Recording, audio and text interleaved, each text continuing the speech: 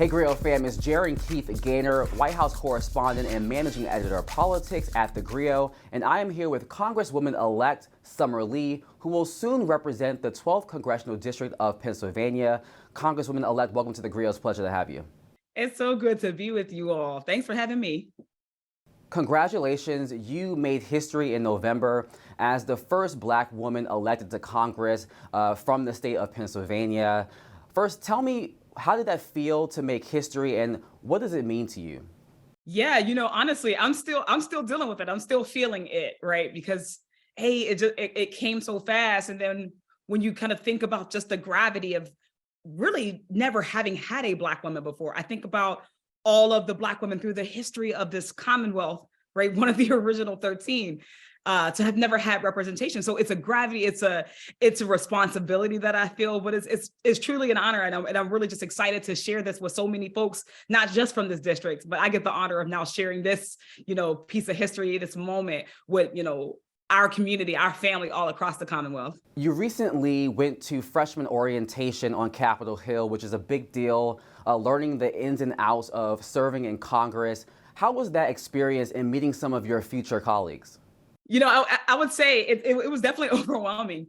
Having done this at the state level before, I still don't think I knew what to expect, right? We got a lot of information. It was incredible to come in with, I think, one of the more solid classes we are ever going to see, right? One of the most diverse, one of the youngest, one of the, I think we just brought down the age, maybe only by like a year, but that's still meaningful in an institution that typically doesn't even have young folks, doesn't have young people of color, doesn't have as many progressives. So to see all of us come in that class is incredibly encouraging, because these places can feel unwelcoming sometimes. So that was incredible, but there's a lot to learn, a lot that, some of it, we're going to store in the parts of our brain where we keep things kind of close, but not too close in case we need it, but don't know when we're going to need it. We got to interact with new colleagues who are already there. We had to immediately go into leadership votes. So it was a little overwhelming, particularly coming off of an election, but the pace is appropriate considering what we're about to go into. For those who don't know who Summer Lee is, could you summarize who you are? What should the world know about Summer Lee? Oh my goodness, I am a Black woman from the Mon Valley in Pittsburgh, right outside of Pittsburgh, where I was born and raised.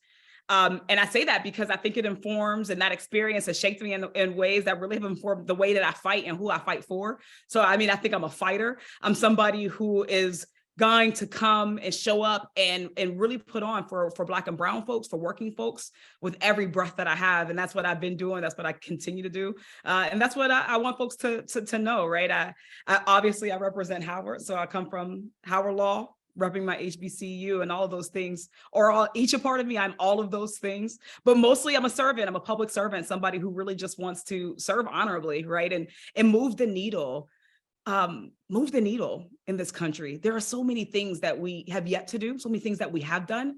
And I just want to leave this place better than I got here, and hopefully bring some new folks along with us.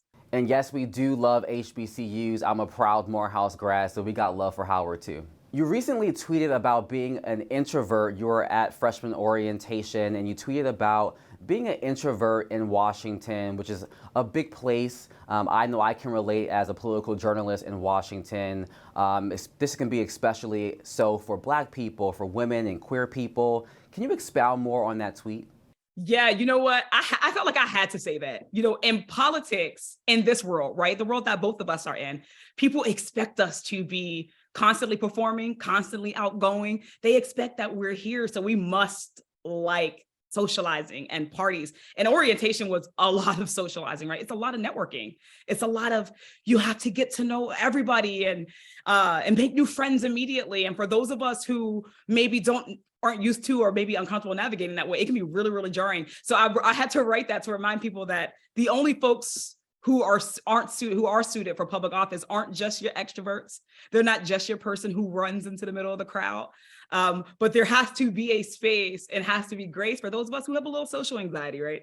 Those of us who need to replenish by ourselves, right? Those of us who, maybe we are not the small talkers, but we want to do the big talk and we want to get to the big policy. There has to be room for both. And I say that because it didn't feel like, and it doesn't always feel like people realize that we are humans. We are human beings first, right? We are not just actors. We are not just for public consumption, but we actually are people who have feelings and emotions and all that too.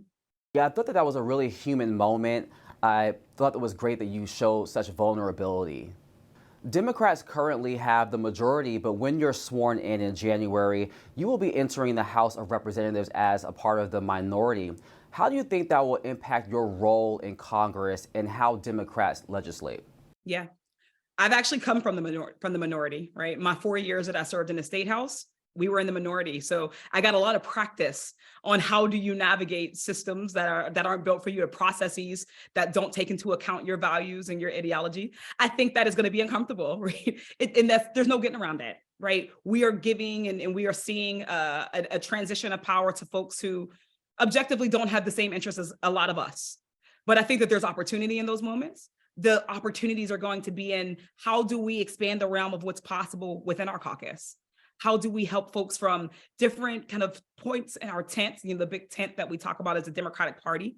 How do we help people to understand that progressive, particularly women of color, are coming, and we're speaking for people who have been on the margins, but they're actually in the majority of our American population, and that we want to give voice to what they are looking for and the urgency that they have right now. That urgency is going to be what propels us either into the majority in 2024 or holds us back. So it's going to be a really important agenda setting moment for us. And I think that we need to hear the voices of Black women, who are often the ones who come to the savior of our party. We need to hear the voices of working class people who are lifting us up. But oftentimes, and particularly in majorities, it's sometimes harder to give a lot of room for those when there are so many pressing things at once. The Supreme Court is currently hearing a case from North Carolina that will determine the impact of voting rights, essentially whether or not state legislature will have more power over the courts as it relates to federal election rules. As you know, the Supreme Court has already eroded the Voting Rights Act. Are you concerned about the impact this could have on the future of voting rights protections, particularly as it relates to the impact it will have on Black voters? Absolutely. Gerrymandering is something that we tiptoe around, particularly as it impacts Black communities. When we see, or when we think about who gets to determine which communities have representation, who gets to determine what that representation looks like. When I think about state legislatures who are already gerrymandered, we know that Black folks are less likely to be represented proportionally in our state legislatures. So then when it comes time to redistricting, when it comes time to deciding which communities of interest we'll keep together, when deciding whether or not Black communities will be a sacrificial lamb to make other communities a little bit safer in their blue, right? Safer in their Democratness, but maybe a little less representative for Black communities. That's a trend that we have been seeing. We saw it not just in North Carolina, we saw it in Pennsylvania. We saw it in Kentucky. We saw it in many different areas where Black women in particular were running for Congress. So yes, it's very concerning. And I think that is going to set the stage. In 10 years, we're going to have to do this again. It sounds like a long time from now. But in 10 years, we are going to have to decide if we really want to be a reflective democracy, then we have to make sure that Black communities are being represented well, that Black folks have access to the ballot, and whether or not we see ourselves on ballots determines whether or not we vote. And those things are connected. Summer Lee, thank you so much for your time. Thank you. Thank you so much for taking the time today.